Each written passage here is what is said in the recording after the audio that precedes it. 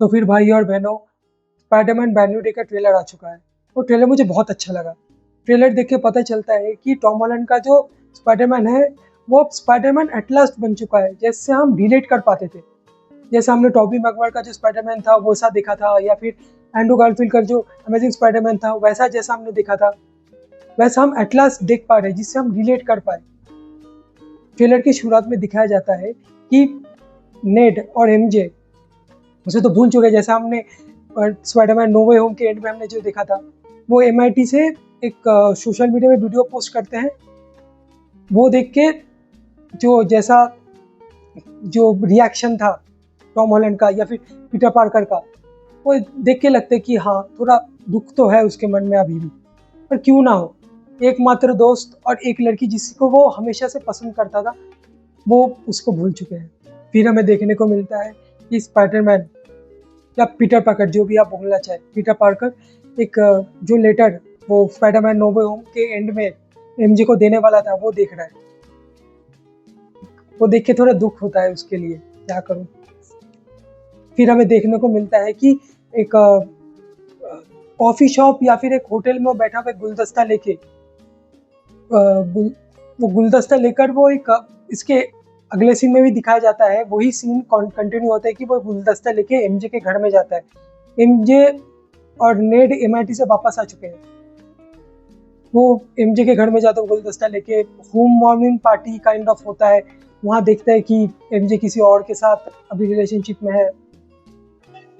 कितना दुख दुख है स्पाइडरमैन। उसके बाद हमें देखने को मिलता है कि स्पाइडरमैन को न्यूयॉर्क सिटी का की भी मिल चुका है। वो ये देख के थोड़ा तो पता चल जाता है कि हाँ, बहुत टाइम हो चुका है, बहुत काम स्पाइडरमैन ने किया है, जिसकी वजह से उसको की मिल रहा है। इसके बाद हमें देखने को मिलता है कि स्पाइडरमैन किसी का पीछा कर रहा है, उसके साथ पनिशर भी पीछा कर रहा है। पर एक फनी सीन हो जाता है कि स्पाइडरमैन कहीं पर लैंड करता है और पनिशर एक ट्रक लेके या फिर वैन ही होगा, वैन लेके आता है, उसको ठोक देता है। और स्पाइडरमैन बोलते हैं कि अगर लिफ्ट ही देना था तो ऐसे क्यों दिया। मतलब दोनों ही किसी का पीछा कर रहे हैं, पर दोनों में ठीक से बन नहीं रही, तो फिर पनिशर उसके ऊपर बंदूक चला जाता है। थोड़ा फनी काइंड ऑफ सीन बन जाता है, ठीक है।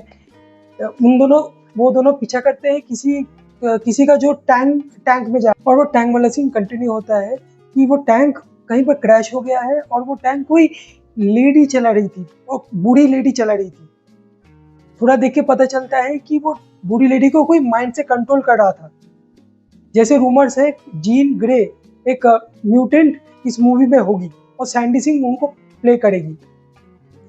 और उसके बाद थोड़ी देर बाद एक सीन में स्पाइडरमैन बात कर रहा होता है किसी से कि जिसको हम देख नहीं सकते, उसको हम हराएंगे कैसे, उसको हम रोकेंगे कैसे। जैसा हमें पता है कि टॉम हॉलैंड का जो स्पाइडरमैन है वो खुद के अपने हाथ से रिस्ट से वेब नहीं शूट कर सकता। उसको एक गॉन्टलेट जैसा चाहिए, जो टॉम हॉलैंड का जो स्पाइडरमैन है, जो पीटर पार्कर है, वो बनाया है। पर धीरे धीरे वो म्यूटेट हो रहा है।